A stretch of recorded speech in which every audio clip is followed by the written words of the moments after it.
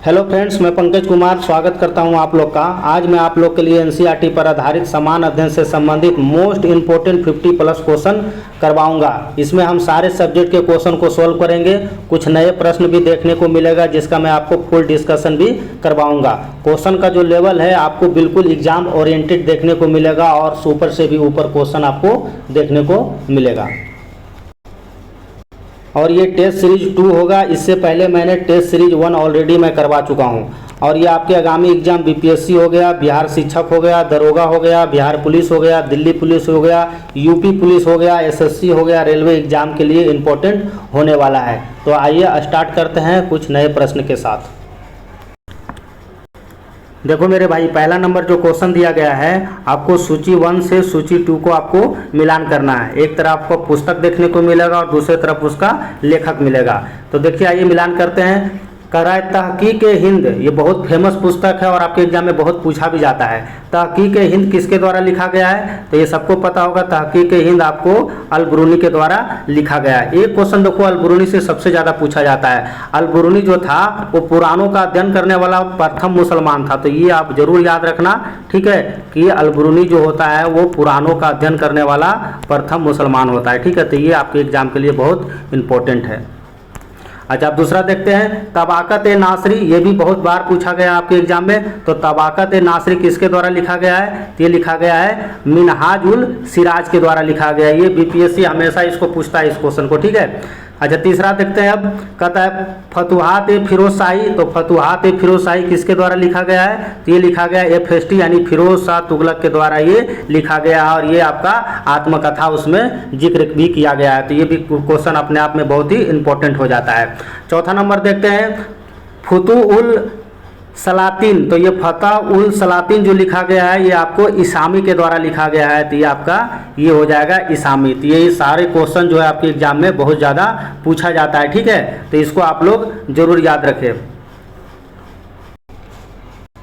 चलिए second number question देखते हैं। देखिए सेकंड नंबर भी क्वेश्चन बहुत इंपॉर्टेंट है। यहाँ से भी क्वेश्चन आपके एग्जाम में बहुत पूछा जाता है। मैंने वैसा ही क्वेश्चन सेट किया है जो आपके एग्जाम के लिए मोस्ट इंपॉर्टेंट होगा। देखिए, निम्नलिखित भवनों में से किसका निर्माण अलाउद्दीन खिलजी ने करवाया था?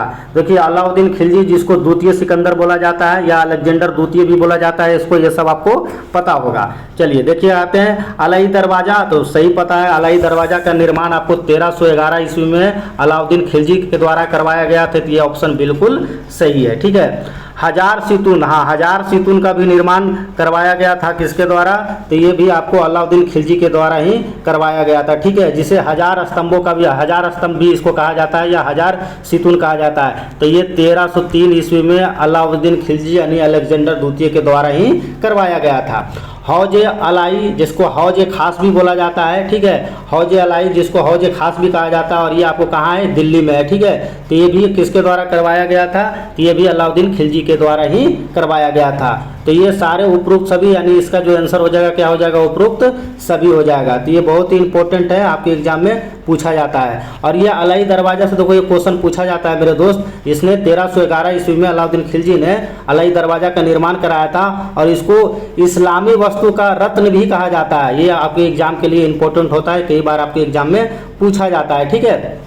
और ये कैसा बना होता है? तो आपको पता है कि लाल पत्थर और संगमरमर से ये निर्मित होता है। ठीक है, तो ये क्वेश्चन आपको जरूर याद रखना अलाई दरवाजा के बारे में। एक क्वेश्चन और एक बार ये दरोगा पूछा था कि सबसे पहले भित्ति यानी मेहराव का जो प्रयोग था ना, इसी में किया गया था। मेहराव का प्रयोग कई बार आपके एग्जाम में ये क्वेश्चन पूछ भी दिया जाता है। ठीक है, कि मेहराव का जो प्रणाली होता है यानी मेहराव के से बनवाया गया था। तो ये कौन सा बनवाया गया था? तो ये अलाई दरवाजा ही बनाया गया था। ठीक है, एग्जाम में ये क्वेश्चन पूछ लेता है कि सबसे पहले भित्ति मेहराव एवं प्रणालियों का प्रयोग किसमें किया गया था? तो ये अलाउद्दीन खिलजी के द्वारा जो बनवाया गया था अलाई दरवाजा में भी किया गया था। और इसको इस्लामी वस्तु का रत्न कहा जाता है, इस्लामी वास्तुकला का रत्न। तो ये बहुत इंपॉर्टेंट है, आपके एग्जाम में यहाँ से प्रश्न पूछा जाता है। चलते हैं नेक्स्ट क्वेश्चन देखते हैं। देखिए नेक्स्ट क्वेश्चन ये भी आपके एग्जाम में बहुत बार पूछा गया है। ठीक है, कह रहा है कि अकबरनामा पुस्तक किसके द्वारा लिखा गया है? तो ये तो सबको पता होगा, अकबरनामा पुस्तक किसके द्वारा लिखा गया है? तो ये अब्दुल फजल के द्वारा लिखा गया है। तो ये इंपॉर्टेंट है, इसको आप लोग जरूर याद रखिए। और ये जो अब्दुल फजल होता है किसके समय में होता है? तो ये अकबर के समय में ही होता है। तो इसको भी आप लोग याद रखना है। ठीक है, चलिए देखिए, बदायूं के बारे में पता होगा आपको, ये तारीख है बदायूं लिखा गया था, तो ये भी आपको पता होना चाहिए। तारीख है बदायूं, आपको बदायूं के द्वारा लिखा गया, तो ये भी पता होना चाहिए। गुलबदन बेगम, ये बहुत इंपॉर्टेंट है। गुलबदन बेगम क्या लिखा था, तो इसने हुमायूं नामा, कई बार आपके एग्जाम में क्वेश्चन पूछा गया है, तो इसको भी आप लोग जरूर याद रखें, ठीक है। हुमायूं नामा, तो हुमायूं नामा किसके द्वारा लिखा गया था, तो ये गुलबदन बेगम के द्वारा ही लिखा गया था। देखिए हसन अली खान के द्वारा भी लिखा गया था। इसने तारीख ए दौलत यानी शेर शाही नामक पुस्तक का रचना किया था, तो ये भी कई बार एग्जाम में बीपीएससी पूछ लेता है, ठीक है। तो आपसे इंपॉर्टेंट ये भी रहेगा कि हसन अली खान के द्वारा कौन सा पुस्तक लिखा गया है, तो तारीख ए दौलत ए शेर शाही नामक पुस्तक की रचना किसके द्वारा किया गया है, तो ये हसन अली के द्वारा ही किया गया है। इसमें आपको पता है ना, शेर शाह सूरी के जीवनी के बारे में बताया गया था, और शेर शाह सूरी के बारे में आपको पता ही होगा, ठीक है। चलिए नेक्स्ट क्वेश्चन देखते हैं। देखिए नेक्स्ट क्वेश्चन भी इंपॉर्टेंट है। नेक्स्ट क्वेश्चन है, निम्नलिखित स्थलों में से किसमें घरों में कुआं के साक्ष्य मिला है, यानी सिंधु घाटी सभ्यता से आपसे पूछा जा रहा है कि सिंधु घाटी सभ्यता में किस स्थल से घरों में कुआं के एविडेंस मिले हैं। तो घरों के जो कुआं के जो एविडेंस है मेरे दोस्त, आपको मोहनजोदड़ो से मिला है। अब मोहनजोदड़ो को क्या कहा जाता है, सबको पता होगा, इसको प्रेतों का टीला कहा जाता है, तो ये भी इंपॉर्टेंट है, आपके एग्जाम में पूछा जाता है। अब मोहनजोदड़ो से क्या क्या देखने को मिलता है, तो यहाँ पे आपको विशाल स्नानागार भी देखने को मिलता है, अन्नागार भी मिलता है, तो ये भी कई बार एग्जाम में पूछ लिया जाता है। कालीबंगा से देखो एक क्वेश्चन को हमेशा पूछा जाता है, हल से जोते हुए खेत, ठीक है। हल से जोते हुए खेत का एविडेंस कहाँ से देखने को मिलता है, तो आपको ये कालीबंगा से देखने को मिलता है, ठीक है। सॉरी यहाँ हड़प्पा लिख दिया मैंने, एक सेकेंड। ये आपको, इसका आंसर आपका मोहनजोदड़ो हो गया, जिसको आपको प्रेतों का टीला कहा जाता है, ठीक है। अच्छा ये कालीबंगा, कालीबंगा को क्या कहा, कालीबंगा से क्या एविडेंस मिला है, तो कालीबंगा से आपको हल से जोते हुए खेत का एविडेंस मिलता है, ये आपको सबको पता होना चाहिए, ठीक है। और यहाँ पे एक चीज़ और मिला था कि युगल समाधान, तो ये भी आपको याद रखिएगा, युगल समाधान का भी एविडेंस कहाँ से मिलता है, आपको कालीबंगा से ही देखने को मिलता है। लोथल से देखो एक क्वेश्चन आपके एग्जाम में पूछा जाता है, लोथल को मेरे दोस्त लघु हड़प्पा कहा जाता है, तो ये भी कई बार आपके एग्जाम में पूछा है, ठीक है। लघु हड़प्पा, लघु हड़प्पा किसे कहा जाता है, तो आपको लोथल को ही कहा जाता है, या लघु मोहनजोदड़ो भी इसको कहा जाता है, तो इसको भी आप लोग को याद रखना है, ठीक है। अच्छा हड़प्पा से क्या एविडेंस मिला, तो हड़प्पा से आपको पता है, इसको 1921 ईस्वी में दयाराम साहनी ने इसकी खोज किया था, तो ये भी कई बार आपके एग्जाम में पूछा जाता है। यहाँ आपको अन्नागार और अनाज कूटने वाला वृत्ताकार जो चबूतरा होता है ना, वो एविडेंस आपको हड़प्पा से ही देखने को मिलता है, तो इसको भी आप लोग याद रखें। देखिए नेक्स्ट जो क्वेश्चन है, सूची 1 को सूची 2 से मिलान करना है। आपको पता है कांग्रेस अधिवेशन कहाँ कहाँ हुआ था, उसी के परिप्रेक्ष्य में ये पूछा गया है। तो प्रथम अधिवेशन, तो कांग्रेस का जो प्रथम अधिवेशन आपको पता है कहाँ होता है, बम्बई में होता है। और दूसरा जो अधिवेशन होता है आपको कोलकाता में होता है, ठीक है। और तीसरा जो अधिवेशन होता है मेरे दोस्त, ये होता है मद्रास में। और चौथा जो अधिवेशन होता है वो इलाहाबाद में होता है। यहाँ से भी कई बार आपके एग्जाम में बहुत ज़्यादा क्वेश्चन पूछा जाता है, तो इसको भी आप लोग जरूर याद रखिएगा, ठीक है। भारतीय राष्ट्रीय कांग्रेस की स्थापना तो आपको पता है 28 दिसंबर 1885 ईस्वी को होता है, ये में भी सबको पता होगा, ठीक है। तो इसको भी आप लोग जरूर याद रखिए। इसका जो अध्यक्षता कौन करता है, तो व्योमचंद्र बनर्जी करता है, व्योमचंद्र बनर्जी के द्वारा किया जाता है, और इसमें 72 प्रतिनिधि भाग लेता है, ये में भी सबको पता होगा, ठीक है। दूसरा अधिवेशन में आपको दादा भाई नौरोजी होता है, तो ये सब आपको कॉमन चीज़ है, आपको लोग को सबको पता होगा। मुझे सारा क्वेश्चन कवर करना है, तो सारे पे फोकस करना जरूरी नहीं है, ठीक है। देखो मेरे भाई नेक्स्ट क्वेश्चन है। देखिए सारा क्वेश्चन का मैं डिस्कशन करवाऊंगा तो बहुत वीडियो लॉन्ग हो जाएगा, जहां मुझे इंपॉर्टेंट लगेगा वहां मैं करवा दूंगा। लेकिन नेक्स्ट क्वेश्चन भी बहुत पूछा जाता है एग्जाम में, चोल काल में ब्राह्मणों को दी गई भूमि को क्या कहा जाता है, तो चोल काल में ब्राह्मणों को दी गई भूमि को ब्रह्मदेय कहा जाता है, तो इसका जो आंसर होगा आपको डी हो जाएगा। ये देखिए चतुर्वेदी मंगलम जो होता था ना चोल काल में, ये ब्राह्मणों को दी गई कर मुक्त भूमि होता था, ठीक है। कर मुक्त भूमि कई बार आपके एग्जाम में ये भी पूछ लेता है मेंस में, ठीक है। कर मुक्त, ठीक है। ब्राह्मणों को दी गई कर मुक्त भूमि को चतुर्वेदी मंगलम कहा जाता था, किसके समय में, चोल काल के समय में। चोल काल में तो आपको पता है नौसेना का विकास सबसे ज्यादा चोल काल में ही हुआ था। देखिए नेक्स्ट क्वेश्चन, निम्नलिखित युगों में से कौन सा सही सुमेलित नहीं है, आपसे पूछ रहा है सही सुमेलित नहीं है, ठीक है। अच्छा ऋग्वेद को आपको पता है होता या होत्र कहा जाता है, ये बिल्कुल सही है। सामवेद को उद्गाता यानी गायन से रिलेटेड था, ये भी बिल्कुल सही है, ठीक है। अच्छा ये आपका यजुर्वेद को बोला जाता था अधर्यु, ये गलत है आपका। तीसरा जो दिया गया है ये गलत है, आचार्य नहीं होगा, इसको अधर्यु बोला जाता है, ठीक है, अधर्यु। तो इसको आप लोग याद रखिएगा, अधर भी बोला जाता है। और आपको पता है यजुर्वेद को यानी गद और पद वाला वेद है, ये में भी सबको पता ही होगा, ठीक है। अथर्ववेद को ब्रह्मा बोला जाता है और अथर्ववेद को ही जादू टोना इसी वेद में आपको देखने को मिलता है, तो इसको भी आप लोग जरूर याद रखिए। ऋग्वेद तो आपको पता है सबसे प्राचीन वेद है, ठीक है, सबसे प्राचीन। तो यहाँ से देखो 4-5 फैक्ट है जो आपके एग्जाम में पूछ लिया जाता है। देखो नेक्स्ट क्वेश्चन है, घोड़ा दागना सैनिकों का हुलिया लिखने की शुरुआत किसने किया था? तो ये सब किसके द्वारा किया गया था? ये सब किया गया था अलाउद्दीन खिलजी के द्वारा। अलाउद्दीन खिलजी के द्वारा ही उसके समय में सबसे ज़्यादा अस्थाई सेना इसी के पास था।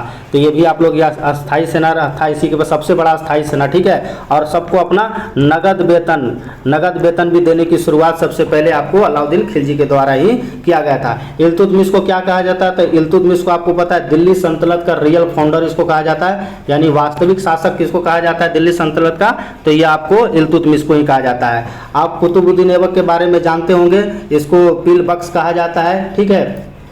तो ये भी आप लोग याद रखना, एग्जाम में पूछा जाता है, ठीक है। इसने कुतुबुल मस्जिद का निर्माण कराया था और 2.5 दिन का झोपड़ा भी किसके द्वारा करवाया गया था? तो कुतुबुद्दीन ऐबक के ही द्वारा करवाया गया था। कुतुबुद्दीन ऐबक के द्वारा आपको पता है कुतुब मीनार की नींव किसके द्वारा रखा गया था? तो कुतुबुद्दीन ऐबक के द्वारा ही रखा गया है, ठीक है। अच्छा, मोहम्मद बिन तुगलक एमबीटी को क्या कहा जाता है? एमबीटी को आपका पागल बादशाह कहा जाता है इसको। और ये कृषि में अमीर कोही नाम की विभाग स्थापना किया था। आपके एग्जाम में ये बहुत बार पूछा गया है, ठीक है। अमीर कोही ये कृषि विभाग होता है, तो ये आपके एग्जाम में पूछ लिया जाता है, इसे आप लोग जरूर याद रखें। देखिए नेक्स्ट क्वेश्चन में आपको सूची 1 को सूची 2 से मिलाना है। एक तरफ आपको शासक मिलेगा और शासक द्वारा जो बनाया गया मंदिर वो देखने को मिलेगा। तो ये बहुत इंपॉर्टेंट है क्वेश्चन, ठीक है। नरसिंह प्रथम के द्वारा क्या बनाया गया था? तो आपको सबको पता है नरसिंह प्रथम के द्वारा जो कोणार्क मंदिर है कहाँ पे अवस्थित है? उड़ीसा में है। तो ये आप लोग याद रखना कि नरसिंह प्रथम के द्वारा उड़ीसा का कोणार्क मंदिर बनाया गया था। और ये किस शैली में देखने को मिलता है? नागर शैली में देखने को मिलता है। कई बार एग्जाम में ऐसे भी प्रश्न सेट कर देता है, ठीक है। अच्छा, कृष्ण प्रथम के द्वारा क्या बनाया गया था? तो कृष्ण प्रथम के द्वारा बनाया गया था कैलाश मंदिर, जो कि आपको एलोरा में देखने को मिलेगा। तो ये भी कई बार आपके एग्जाम में पूछ लिया जाता है, ठीक है। अच्छा, नरसिंह वर्मन द्वितीय के द्वारा क्या बनाया गया था? तो नरसिंह वर्मन द्वितीय के द्वारा बनाया गया था आपको कैलाश मंदिर। लेकिन अंतर है दोनों में, ये एलोरा का कैलाश मंदिर है, तो एलोरा का कैलाश मंदिर बनाया गया था आपको कृष्ण प्रथम के द्वारा, जो कि आपको एलोरा में देखने को मिलेगा। लेकिन नरसिंह वर्मन द्वितीय के द्वारा बनाया गया था जो भी कैलाश मंदिर है, लेकिन ये आपको कांची का कैलाशनाथ मंदिर है। तो कई बार एग्जाम में पूछ लिया जाता है, तो ये भी इसको भी आप लोग जरूर याद रखें, ठीक है। और राज प्रथम के द्वारा बनाया गया था, क्या बनाया गया था? तो ये राजेश्वर मंदिर, जो कि आपको तंजौर में स्थित है। तो ये भी बहुत इंपॉर्टेंट है, यहाँ से भी क्वेश्चन आपके एग्जाम में पूछ लिया जाता है। ये राजेश्वर मंदिर जो तंजौर में है, ये शैव धर्म को मानता था, ठीक है। तो ये भी आप लोग जरूर याद रखिएगा। और ये कैलाशनाथ जो मंदिर है आपको एलोरा वाला, ये आपको द्रविड़ शैली में बना हुआ है, ठीक है, द्रविड़ शैली में बना हुआ है। तो ये भी इंपॉर्टेंट है, इसे भी आप लोग याद रखिए। और ये जो आपको कांची वाला जो मंदिर है, आपको इसको राज सिद्धेश्वर मंदिर भी कहा जाता है। तो कई बार क्वेश्चन एग्जाम में पूछ लिया जाता है, ठीक है, कि राज सिद्धेश्वर मंदिर को कौन सा मंदिर बोला जाता है? तो उसी को कांची वाले को कैलाश मंदिर को राज सिद्धेश्वर मंदिर भी बोला जाता है। तो ये आपके एग्जाम में बहुत इंपॉर्टेंट है, बहुत बार क्वेश्चन देखने को मिलता है। देखिए नेक्स्ट क्वेश्चन है, निम्नलिखित में से स्वराज पार्टी का स्थापना किसने किया था? बहुत बार आपके एग्जाम में पूछा जाता है ये क्वेश्चन। तो स्वराज पार्टी का गठन कब हुआ था? ठीक है, देखिए आपको स्थापना किसके द्वारा किया गया था? तो स्वराज पार्टी का स्थापना जो होता है 2 व्यक्तियों के मिलकर बनाया था ये। तो कौन कौन था? एक था आपको CR दास था और दूसरा था आपको जवाहरलाल नेहरू था। तो इसका जो आंसर जो हो जाएगा मेरे दोस्त, मोतीलाल नेहरू था, जवाहरलाल नेहरू ने, सॉरी एक सेकेंड। देखिए स्वराज पार्टी का जो स्थापना होता है वो किया जाता है आपको CR दास के द्वारा और आपको मोतीलाल नेहरू के द्वारा। तो इसका जो आंसर हो जाएगा क्या हो जाएगा? आपको 1 और 3 हो जाएगा, यानी B हो जाएगा। यहाँ से भी कई बार क्वेश्चन आपके एग्जाम में पूछ लिया जाता है। देखो 1923 ईस्वी में जो होता है आपको स्वराज पार्टी का स्थापना होता है किसके द्वारा? CR दास के द्वारा और मोतीलाल नेहरू के द्वारा। कहाँ इसका गठन किया जाता है? तो इलाहाबाद में किया जाता है। ये भी कई बार आपके क्वेश्चन पूछा गया है, ठीक है, इलाहाबाद। तो इसको भी आप लोग याद रखिएगा, ठीक है। देखो नेक्स्ट क्वेश्चन है, व्यक्तिगत सत्याग्रह की शुरुआत कहाँ से हुई थी? तो आपको पता है व्यक्तिगत सत्याग्रह का जो स्थापना होता है आपको 17 अक्टूबर 1940 को होता है और ये पवनार से होता है। कहाँ पे पड़ता है? ये महाराष्ट्र में पड़ता है। तो यहाँ से भी क्वेश्चन आपके एग्जाम में अक्सर पूछा जाता है, ठीक है। ये डेट आप जरूर याद रखें। देखिए नेक्स्ट क्वेश्चन है, कह रहा है कि अष्टप्रधान परिषद, आपको पता है अष्टप्रधान शिवाजी के जो मंत्री परिषद होता था उसी के परिप्रेक्ष्य में ये क्वेश्चन सेट किया गया है। अष्टप्रधान परिषद के संदर्भ में निम्नलिखित कथनों पर विचार कीजिए। यह 8 मंत्रियों का एक परिषद था, बिल्कुल सही है। ठीक है, यह परिषद के मंत्रियों की नियुक्ति शिवाजी के द्वारा किया जाता था, ये भी बिल्कुल सही है। ठीक है, इस मंत्रियों के परामर्श लेने की शिवाजी बात थे, नहीं, ये गलत है आपका। ठीक है, तो इसका जो आंसर होगा आपका क्या हो जाएगा, 1 और 2 दोनों स्टेटमेंट सही है। देखिए नेक्स्ट क्वेश्चन है कि शाही नौसेना का विद्रोह कब हुआ था। मैं आपको ये बताया था कि चोल काल में आपको नौसेना विद्रोह होता है सबसे ज़्यादा।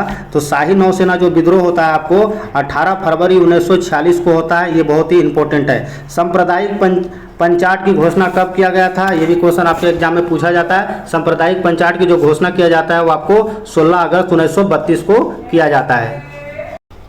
अब देखो मेरे दोस्त, आप ज्योग्राफी के क्वेश्चन को सॉल्व करेंगे। इतिहास का सेक्शन खत्म हो गया है। देखिए इसमें भी मिलान करना है, सूची 1 को सूची 2 से मिलान करना है। एक तरफ आपको देखने को मिलेगा ताप विद्युत केंद्र और दूसरे तरफ मिलेगा उससे संबंधित राज्य। देखो सिंगरौली ताप विद्युत केंद्र कहाँ देखने को मिलता है, तो सिंगरौली ताप विद्युत केंद्र आपको उत्तर प्रदेश में देखने को मिलता है। ठीक है, अच्छा, कवास जो देखने को मिलता है, ये कवास आपको गुजरात में देखने को मिलेगा।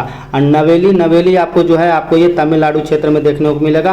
और कोरबा जो है मेरे दोस्त आपको ये छत्तीसगढ़ में देखने को मिलता है। एक देखो एक होता है कोरबा जो कि छत्तीसगढ़ में, एक होता है ओबरा, ये भी कई बार एग्जाम में पूछा जाता है। देखो ओबरा जो कहाँ देखने को मिलता है, ये उत्तर प्रदेश में देखने को मिलता है। तो ये 5 आप लोग याद रखना, आपके एग्जाम में बहुत बार पूछा जाता है। ठीक है, कोबरा सबको याद है छत्तीसगढ़ में है। ठीक है, लेकिन ओबरा ताप विद्युत केंद्र भी याद रखना जो कि आपको कहाँ अवस्थित है, ये आपको उत्तर प्रदेश में अवस्थित है। देखो ये भी क्वेश्चन अच्छा है। निम्नलिखित में से किस झील को उस राज्य की जीवन रेखा कहा जाता है, बहुत ही इंपॉर्टेंट है। कह रहा है निम्नलिखित में से किस झील को उस राज्य की जीवन रेखा कहा जाता है। तो ये मेरे दोस्त आपका जो लोकटक झील है ना, लोकटक झील बहुत ही इंपॉर्टेंट झील है। तो ये आपको कहाँ देखने को मिलता है, ये लोकटक झील ये आपको मणिपुर में देखने को मिलता है। ठीक है, मणिपुर, तो इसको आप लोग जरूर याद रखिएगा। लोकटक झील है जो आपकी मणिपुर राज्य में देखने को मिलेगा। और ये मीठे पानी की यानी नॉर्थ ईस्ट का यानी भारत का सबसे बड़ा झील मिलेगा आपको पूर्वोत्तर राज्य में। ठीक है, और लोकटक झील को आपको पता है उसमें उत्पादकता और जैव विविधता के कारण इसको उस राज्य का जीवन रेखा कहा जाता है। ठीक है, यानी मणिपुर के, तो इसको जरूर आप याद रखिएगा। ठीक है, और एक चीज़ और, एक क्वेश्चन आओ देखो मणिपुर से पूछता है, आपको पता होगा केबुल लामजाओ। ठीक है, देखो ये बहुत बार आपके दरोगा में भी पूछा है ये क्वेश्चन बहुत बार। ठीक है, केबुल लामजाओ जो है आपको ये तैरता हुआ राष्ट्रीय पार्क है। ठीक है, कई बार आपके एग्जाम में पूछ लिया जाता है कि तैरता हुआ राष्ट्रीय पार्क कौन सा है, तो केबुल लामजाओ जो कि कहाँ देखने को मिलेगा, तो ये भी आपको मणिपुर में ही देखने को मिलता है। तो ये क्वेश्चन बहुत इंपॉर्टेंट है। ठीक है, अब आते हैं डल झील। तो डल झील के बारे में आपको सबको पता होगा, डल झील कहाँ है, ये जम्मू कश्मीर में स्थित है। तो इसको भी आप लोग याद रखना। पेरियार झील कहाँ देखने को मिलता है, तो पेरियार झील आपको सबको पता होना चाहिए, ये आपको केरल में ही देखने को मिलता है। तो ये सब क्वेश्चन है सिर्फ आपके एग्जाम में पूछा जाता है। वेम्बनाड झील कहाँ देखने को मिलता है, तो ये भी आपको केरल में ही देखने को मिलता है। तो ये 4-5 यहाँ जो मैं फैक्ट बताया हूँ आपके एग्जाम में क्वेश्चन पूछा जाता है। ठीक है, देखिए जो नेक्स्ट जो क्वेश्चन कर रहा है भारत में प्रथम जल विद्युत संयंत्र कहाँ स्थापित किया गया था। तो भारत का जो प्रथम जल विद्युत संयंत्र केंद्र है आपको दार्जिलिंग में स्थापित किया था। और कब किया गया था, तो 1897 में। ये डेट भी याद रखना, आपके एग्जाम में पूछा जाता है। इसी के जोड़ के एक क्वेश्चन और पूछा जाता है 1902 ईस्वी में जो कावेरी नदी पर आप पढ़े होंगे शिव समुद्रम जल विद्युत परियोजना जो है कहाँ है, कर्नाटक में है। तो इसको भी आप लोग जरूर याद रखिएगा। ठीक है, कि 1902 में कावेरी नदी पर शिव समुद्रम कर्नाटक में है आपको जल विद्युत परियोजना है। ये भी कई बार एग्जाम में आपसे पूछ लिया जाता है।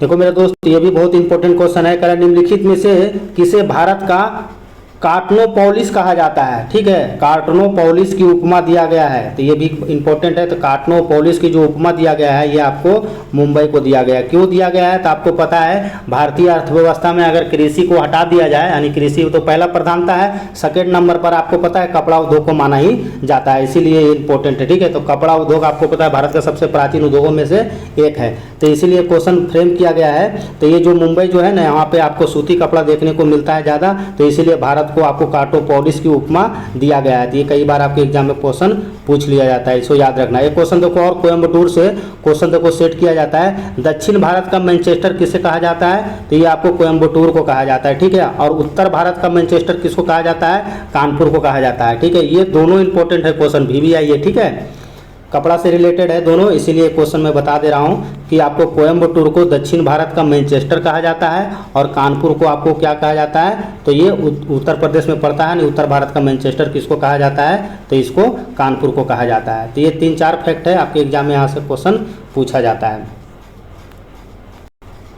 देखिए नेक्स्ट क्वेश्चन है, निम्नलिखित युग में से कौन सा सही सुमेलित नहीं है, आपको बताना है कि कौन सा सही सुमेलित नहीं है। ये सारे जो है ना सारे लौ क्षेत्र ये हो गए, ठीक है, लौ अयस्क है ये सब, देखो लौ अयस्क के क्षेत्र है, तो इसको भी जरूर याद रखना। देखो डालीरा जहरा, ठीक है, डालीरा जहरा जो है आपको लौ अयस्क जो आपको छत्तीसगढ़ में, ये तो बिल्कुल आपका सही है।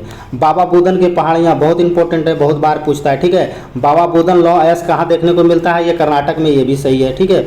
गुरु माहिसानी जो है ये भी आपको लौ अयस्क आपको उड़ीसा में देखने को मिलता है, ये भी सही है। ये देखिए नोवा मंडी है, आंध्र प्रदेश में नहीं है दोस्त, नोवा मंडी जो है मेरे दोस्त ये आपका झारखंड में देखने को मिलता है, ठीक है। ये बहुत बार आपके एग्जाम, चारों इंपॉर्टेंट है, बाबा बुदन वाला तो बहुत बार पूछा जाता है। नोवा मंडी लौ अयस्क जो है आपको कहाँ देखने को मिलेगा, आपको झारखंड में देखने को मिलेगा, तो ऐसे सारे याद रखें। देखो मेरे भाई अब हम इकोनॉमिक्स के 5 क्वेश्चन को सोल्व करेंगे। भारत में IRDA, देखिए IRDA विनियमित करता है, यानी जो IRDA है वो क्या करता है, तो IRDA आप नाम सुने होंगे, ये बीमा क्षेत्र से रिलेटेड है, तो इसको आप लोग देखिए याद रखना। ये IRDA जो स्थापना होता है 1999 में इसका स्थापना होता है, और इसका मुख्यालय जरूर याद रखना, ठीक है, हैदराबाद में इसका मुख्यालय है। तो ये कई बार आपके एग्जाम में पूछ दिया जाता है कि IRDA का मुख्यालय कहाँ स्थित है, हैदराबाद में स्थित है। और ये कैसे स्थापना होता है, तो इसको मल्होत्रा, नाम सुने होंगे ना, मल्होत्रा समिति की सिफारिश पर इसका स्थापना होता है। तो यहाँ से तीनों इंपॉर्टेंट है, ठीक है, इकोनॉमिक जो मैं तीनों बता रहा हूँ ये तीनों आपके एग्जाम के लिए बहुत इंपॉर्टेंट है, इसे याद रखें। देखो अगला क्वेश्चन है, निम्नलिखित में से किसके द्वारा विश्व निवेश रिपोर्ट जारी किया जाता है। इस टाइप के क्वेश्चन बीपीएससी दरोगा बीपीएससी पूछा जाता है हमेशा, ठीक है। तो निम्नलिखित में से किसके द्वारा विश्व निवेश रिपोर्ट जारी किया जाता है, तो ये मेरे दोस्त अंकटाड के द्वारा जारी किया जाता है, ठीक है। अंकटाड का जो स्थापना होता है 1964 में होता है, और इसका जो मुख्यालय कहाँ है आपका, जिनेवा है, ठीक है। चलो नेक्स्ट क्वेश्चन देखते हैं। देखो इस टाइप का भी क्वेश्चन आपके एग्जाम में पूछ लिया जाता है, निम्नलिखित में से कौन सा एक आसियान का सदस्य देश नहीं है। तो आसियान में आपको सबको पता है, आसियान में भारत शामिल नहीं है। आसियान का जो स्थापना होता है आपको 6 अगस्त 1967 को इसका स्थापना होता है, और इसका मुख्यालय जरूर याद रखना, इसका जो मुख्यालय है मेरे दोस्त ये जकार्ता है, ठीक है। तो ये सब मलेशिया हो गया, फिलीपींस हो गया, सिंगापुर हो गया, इसके अलावा और भी बहुत सारे देश हैं जो आसियान में आपको देखने को मिलेगा, लेकिन इसका स्थापना और इसका मुख्यालय, और ये जरूर याद रखना, ये क्वेश्चन हमेशा बार बार ऑप्शन में हमेशा बार बार आपको भारत ही देखने को मिलेगा, ठीक है, सेट किया जाता है फंसाने के लिए। चलो नेक्स्ट क्वेश्चन देखते हैं, ये भी आपके एग्जाम में बहुत बार पूछा गया है, निम्नलिखित में से किसने प्लानिंग एंड द पुअर नामक पुस्तक लिखा गया है। ये प्लानिंग एंड पुअर पुस्तक किसके द्वारा लिखा गया है, तो ये पुस्तक जो है लिखा गया BS मिन्हास के द्वारा लिखा गया है, बहुत चर्चा में है ये पुस्तक, ठीक है, शुरू से ही रहा है, इकोनॉमिक्स का बहुत अच्छा पुस्तक है, आपको टाइम मिलता है तो पढ़िए इसको, BS मिन्हास के द्वारा ये लिखा गया है। अब गुरनार मिड्डल देखो वो किताब लिखा था एशियन ड्रामा, सब पढ़ा होगा, ठीक है, एशियन ड्रामा आपके एग्जाम में बहुत बार पूछा गया है, ठीक है, कि गुरनार मिड्डल द्वारा कौन सा पुस्तक लिखा गया है, तो एशियन ड्रामा लिखा गया है। देखिए अगला क्वेश्चन है, कह रहा है सुपर बाजार होता है, तो सुपर बाजार जो होता है ना मेरे दोस्त, आपको जो फुटकर इसको बोला जाता है, ये हो जाएगा इसका आंसर, फुटकर विक्रय संगठन, यानी जो आपका फुटकर व्यापार का जो आधुनिक मार्केट जो होता है ना, उसी को आपको सुपर बाजार कहा जाता है। तो इसका जो आंसर होगा आपका ये हो जाएगा। देखो ये भी क्वेश्चन आप जो एग्जाम देते होंगे तो सबको पता होगा, बहुत बार पूछता है ये, लोकसभा का अधिवेशन गठित करने हेतु गणपूर्ति यानी कोरम कितना होना चाहिए, तो सबको पता होगा सदन के सदस्य संख्या का 1/10वां भाग होना चाहिए। तो ये भी आपके एग्जाम में बहुत बार पूछा जाता है। देखिए नेक्स्ट क्वेश्चन क्या कह रहा है, निम्नलिखित कथनों के संदर्भ में विचार कीजिए। लोकसभा अध्यक्ष एवं उपाध्यक्ष पद का उद्भव भारत सरकार अधिनियम 1919 के द्वारा किया गया था, ये तो बिल्कुल सही है, ठीक है। नीलो संजय रेड्डी ऐसे लोकसभा अध्यक्ष थे जो बाद में भारत के राष्ट्रपति भी चुने गए थे, ये भी फैक्ट सही है, बिल्कुल सही है। इसका आंसर जो होगा आपका 1 और 2 दोनों हो जाएगा, ये दोनों एग्जाम में आपसे पूछा जाता है, ठीक है। लोकसभा अध्यक्ष एवं उपाध्यक्ष पद पर उद्भव भारत सरकार अधिनियम 1919 के तहत हुआ था। अब भारत सरकार अधिनियम 1935 मत मार देना गलती से, ठीक है।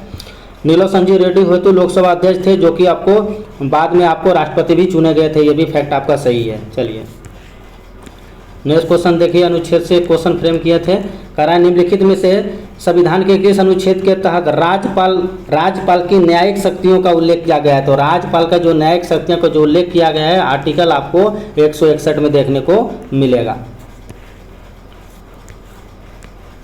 लेकिन नेक्स्ट क्वेश्चन है निम्नलिखित संघ राज्य क्षेत्रों में से कहां पर राष्ट्रपति को शांति, प्रगति, सुशासन हेतु विनिमय बनाने की शक्ति प्रदान नहीं है। तो ये आपको कहां देखने को मिलेगा, ये आपको नई दिल्ली में देखने को मिलेगा।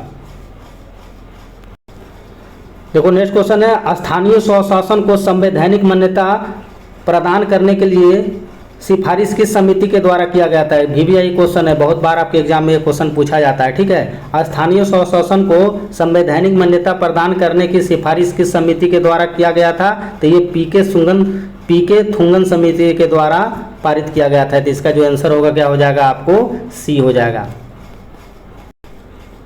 देखो अब मैं साइंस के क्वेश्चन को सोल्व करूंगा। निम्नलिखित कथनों पर विचार कीजिए। अम्ल जो होता है लाल लिटमस को नीला कर देता है, जबकि क्षार नीले लिटमस को लाल कर देता है, ठीक है। तो ये तो आपका स्टेटमेंट बिल्कुल गलत है। अम्ल स्वाद में खट्टा होता है, जबकि क्षार स्वाद में कड़वा और थोड़ा सा तीखा होता है। तो ये स्टेटमेंट आपका बिल्कुल सही है। इसका जो आंसर होगा आपका 2 हो जाएगा, ठीक है। देखिए कुछ एसिड से क्वेश्चन पूछा जाता है आपके एग्जाम में। देखो जो एसिड जो होता है, अम्ल जो होता है आपको, और क्षार, तो अम्ल का क्या प्रॉपर्टी है। तो अम्ल जो होता है आपको स्वाद में क्या होता है, खट्टा होता है, ठीक है। और ये जो क्षार जो होता है आपको थोड़ा सा कड़वा और तीखा देखने को मिलेगा आपको, ठीक है। अच्छा, अम्ल जो होता है नीले लिटमस को कैसा कर देगा, लाल कर देता है, ये बेसिक चीज़ है, ठीक है। और क्षार जो होता है लाल लिटमस को नीला कर देता है, जस्ट इसका उल्टा होता है, ठीक है। और भी बहुत सारे प्रॉपर्टी होता है, आप यही पढ़े होंगे। इसका जो आपका एसिड का जो pH मान होता है वो क्या होता है, 7 से कम होता है, और जबकि इसका आपको क्षार का जो होता है क्या होता है, 7 से ज़्यादा होता है। तो ये भी अंतर है बहुत सारा। तो यहाँ भी क्वेश्चन आपके एग्जाम में अक्सर पूछा जाता है। देखो नेक्स्ट क्वेश्चन है तांबे पर हरे रंग का परत बैठना निम्नलिखित में से किसका उदाहरण है। देखिए तांबा पर हरे रंग का जो परत बैठ जाता है, आप लोग देखोगे तांबे के बर्तन में ऐसा देखने को मिला होगा। तो ऐसा किसका उदाहरण है, तो ऐसा जो उदाहरण है आपको धातु संक्षारण का उदाहरण देखने को मिलता है। इसमें एक क्वेश्चन देखो अक्सर पूछा जाता है लोहा वाला, ठीक है, कि लौह धातु पर जिंक धातु की परत चढ़ाने की प्रक्रिया को गैल्वेनाइजेशन कहा जाता है। तो इसको आप लोग जरूर याद रखिएगा, ठीक है। इसी से जोड़ के साथ मैं एक बता देता हूँ, ठीक है। गैल्वेनाइजेशन जो होता है क्या होता है, लोहा धातु पर जब जिंक धातु का, ठीक है, जिंक धातु की परत उस पर बैठा दिया जाता है तो उसी को ही क्या कहा जाता है, गैल्वेनाइजेशन कहा जाता है, ठीक है। तो इसको भी आप लोग जरूर याद रखिएगा। देखो नेक्स्ट क्वेश्चन है निम्नलिखित में से किसे ग्लोबल साल्ट कहा जाता है। तो ग्लोबल साल्ट जो कहा जाता है आपको सोडियम सल्फेट को कहा जाता है। ये भी आपके एग्जाम में पूछा जाता है। सोडियम सल्फेट का उपयोग आपको पता है शीशा बनाने में किया जाता है, कागज बनाने में किया जाता है, और दवा बनाने में भी इसका निर्माण प्रयोग किया जाता है। तो ये भी जरूर याद रखें, यहाँ से भी क्वेश्चन आपके एग्जाम में पूछ लिया जाता है। देखिए नेक्स्ट क्वेश्चन है, कहता है प्रकृति या कृत्रिम प्रकाश स्रोतों द्वारा प्रकाशित किए जाने वाले विभिन्न रंगों को दर्शाता, यानी साबुन का बुलबुला उदाहरण है। तो आप सब पढ़े होंगे साबुन का जो बुलबुला किस चीज़ का उदाहरण, उसमें जो चमक जो होता है ना वो मेरे दोस्त वो आपको व्यतिकरण के ही कारण देखने को मिलेगा। आप बोले इंटर अगर अच्छा से साइंस लेके पढ़े होंगे तो आप इसको आसानी से सोल्व कर पाइएगा, ठीक है। चलिए नेक्स्ट क्वेश्चन हम सोल्व करते हैं। देखो ये भी आपके एग्जाम में बहुत बार पूछा गया, ठीक है। जल में अस्थायी कठोरता किसकी उपस्थिति के कारण दिखाई देता है, ठीक है। यानी जल में जो अस्थायी कठोरता है किसकी उपस्थिति के कारण होता है, तो ये किसके कारण होता है, और ये मैग्नीशियम और कैल्शियम के सल्फेट के कारण देखने को मिलता है। ये दोनों आप याद रखना, ठीक है। ऑप्शन में आपके एग्जाम में दोनों दिया जाता है, ठीक है। ये मैग्नीशियम और कैल्शियम, तो ये इंपॉर्टेंट है। देखिए नेक्स्ट क्वेश्चन है आतिशबाजी के सामान बनाने में निम्नलिखित में से किसका प्रयोग किया जाता है। यानी बम पटाखे वगैरह दिवाली के दिनों में जब जो पटाखे छोड़ा जाता है उसी के बारे में पूछा जा रहा है कि आतिशबाजी के सामान बनाने में किसका प्रयोग किया जाता है। तो इसमें मेरे दोस्त आपको श्वेत फास्फोरस का प्रयोग किया जाता है, ठीक है। तो इसको भी आप लोग याद रखना, श्वेत फास्फोरस। और इसी को ना श्वेत फास्फोरस को पीला फास्फोरस भी कहा जाता है। एक्चुअल में होता क्या ना, जब पटाखे बनाया जाता है जिसको जब प्रकाश में छोड़ दिया जाता है तो धीरे धीरे इसका जो रंग होता है ना वो पीला हो जाता है। इसी के कारण इसको पीला फास्फोरस भी कहा जाता है। लाल फास्फोरस तो आपको पता होगा दिया सलाई में ही देखने को मिलता है, ठीक है। तो ये याद रखें इसको। देखो नेक्स्ट क्वेश्चन है, ये भी कंसेप्ट वाला क्वेश्चन है। मरुस्थलीय पौधों की जड़ें लंबी होती है क्योंकि, आप देखे होंगे अक्सर जब राजस्थान के एरिया में जाओगे तो वहाँ का जो आपको उसके मरुस्थलीय जो पौधे होंगे उसके जड़ें बहुत नीचे तक होता है, और ऐसे भी पहाड़ी वाले क्षेत्र में आपको इस टाइप के देखने को मिलता है। तो इसके जो आंसर होगा, आपको जड़ें यानी पानी की तलाश में क्या होता है, लंबा हो जाता है। तो इसका जो आंसर होगा मेरे दोस्त आपका क्या हो जाएगा, बी हो जाएगा। तो इसमें एक्चुअल में होता है क्या, जो भी मरुस्थलीय पौधे की जो जड़ें होती है आपको लंबी होती है। ऐसा क्यों होता है, क्योंकि इसमें जो जड़ें के जो पानी की तलाश में क्या हो जाएगा, और ये लंबा होते चला जाता है। और ये वातावरण में आपको ऐसा देखने को मिलता है, कैसे एरिया में, जहाँ जल का अभाव होता है। ठीक है, देखिए नेक्स्ट क्वेश्चन है आपको, एक तरफ आपको सूची 1 और एक तरफ आपको सूची 2 दिया गया है। एक तरफ आपको अनुसंधान केंद्र मिलेगा और कहाँ अवस्थित है उससे शहर रिलेटेड है। देखिए यहाँ से भी क्वेश्चन आपके एग्जाम में खूब पूछा जाता है। राष्ट्रीय वनस्पति अनुसंधान संस्थान कहाँ देखने को मिलता है, तो ये वनस्पति जो है मेरे दोस्त आपको लखनऊ में देखने को मिलेगा। केंद्रीय तंबाकू अनुसंधान केंद्र जो कहाँ देखने को मिलता है, ये आपको राजमुंदरी में देखने को मिलता है। ठीक है, केंद्रीय खाद्य प्रौद्योगिकी अनुसंधान संस्थान कहाँ देखने को मिलेगा, ये आपको मैसूर में देखने को मिलता है। और केंद्रीय आलू अनुसंधान संस्थान केंद्र मेरे दोस्त आपको शिमला में देखने को मिलता है। तो ये चारों क्वेश्चन है इंपॉर्टेंट, आपके एग्जाम में अक्सर देखने को मिलता होगा। देखो नेक्स्ट क्वेश्चन है, लोहे एवं इस्पात को जंग से सुरक्षित रखने के लिए उस पर किस पदार्थ का परत चढ़ा दिया जाता है, ये सबको पता होगा, उसमें जिंक का परत चढ़ा दिया जाता है। ठीक है, अगला क्वेश्चन देखते हैं। अगला क्वेश्चन है, दो द्रवों के समांगी मिश्रण को कैसे अलग किया जा सकता है। तो दो द्रवों के समांगी मिश्रण को अलग किस विधि के द्वारा किया जाता है, तो इसमें आसवन विधि का प्रयोग करके इसको अलग किया जाता है। रब अल खाली, देखिए मरुस्थल चर्चा में था। रब अल खाली मरुस्थल किस देश में स्थित है, तो ये रब अल खाली मरुस्थल जो है मेरे दोस्त आपको सऊदी अरब में देखने को मिलेगा। देखिए ये भी क्वेश्चन बढ़िया है। करण निम्नलिखित में से किसे पूर्व का स्विट्जरलैंड कहा जाता है, उसके भौगोलिक स्थिति के कारण इसको, लेबनान को आपको पूर्व का स्विट्जरलैंड कहा जाता है। तो इसका आंसर आपका सी हो जाएगा। अब यहाँ से मेरे दोस्त मैं 5 क्वेश्चन करंट अफेयर को भी रखा हूँ जो आपके एग्जाम के लिए इंपॉर्टेंट है, वही क्वेश्चन सेट किया हूँ। हाल ही में किसे 57वां ज्ञानपीठ पुरस्कार से नवाजा गया है, तो ये दामोदर मौजो को आपको पता होगा, 57वां ज्ञानपीठ पुरस्कार से इसे नवाजा गया था। लेकिन नेक्स्ट क्वेश्चन भी इंपॉर्टेंट है। करा निम्नलिखित में से किस पुस्तक के लिए अंतर्राष्ट्रीय बुकर पुरस्कार 2023 प्रदान किया गया है, तो ये कौन सा पुस्तक के लिए दिया गया है, तो टाइम शेल्टर के लिए आपको पुरस्कार दिया गया है, आप ये अंतर्राष्ट्रीय बुकर पुरस्कार। तो ये क्वेश्चन इंपॉर्टेंट है, आपके एग्जाम में देखने को मिलेगा। देखिए नेक्स्ट क्वेश्चन है आपका, कराए 49वें G7 शिखर सम्मेलन का आयोजन कहाँ किया गया था, तो ये आपको किया गया था, आपको नई दिल्ली में किया गया था। अंतर्राष्ट्रीय जैव विविधता दिवस कब मनाया जाता है, बहुत बार आपके एग्जाम में ये प्रश्न पूछता है। तो ये 22 मई को आपको मनाया जाता है अंतर्राष्ट्रीय जैव विविधता दिवस। हाल ही में चर्चा में रहा सुपर कंप्यूटर एरावत कहाँ पर स्थापित किया गया है, ये देखिए बहुत चर्चा में है। ये आपका सुपर कंप्यूटर एरावत आपको कहाँ पे स्थापित किया गया है, तो ये सीडैक जो होता है, पुणे की कंपनी सीडैक में इसको स्थापित किया गया है। ठीक है, तो देखो मेरे दोस्त इस तरह से मैंने जो भी 50 इंपॉर्टेंट क्वेश्चन था, और ये वही क्वेश्चन है जो आपके एग्जाम में आ सकता है। मैं करंट अफेयर भी ऐसा सेट किया जो आपके एग्जाम में पूछेगा। सारा सब्जेक्ट एकदम बिल्कुल जो आपको एग्जाम ओरिएंटेड है, मैं वही क्वेश्चन को सेट किया हूँ। ठीक है, इसको 1-2 बार आप जरूर देखें।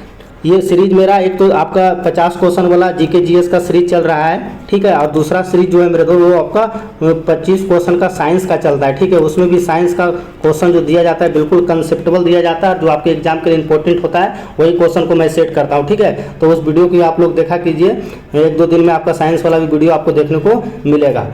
मेरा यूट्यूब चैनल है फोकस एग्जाम तक। ठीक है, फोकस एग्जाम तक। अगर आपको वीडियो ठीक लगता है तो इसको लाइक शेयर एंड सब्सक्राइब जरूर कीजिएगा। और अगर टेलीग्राम से अगर आप हमसे जुड़ना चाहते हैं तो आप इस पे आप हमसे जुड़ सकते हैं। वहाँ मैं क्वेश्चन भी सेट करता हूँ ताकि आप टेलीग्राम पे प्रैक्टिस भी कर सके। क्वेश्चन वहाँ भी ऐसा सेट किया जाता है जिसको सही करना इतना ईजी नहीं होगा, पूरा कंसेप्टेबल क्वेश्चन मैं सेट करता हूँ, तो वहाँ भी आपको फ़ायदा मिल जाएगा। तो आप हमसे जुड़िए। ठीक है, इसको आप लोग प्रैक्टिस कीजिए। मैं नेक्स्ट वीडियो में मिलता हूँ। धन्यवाद।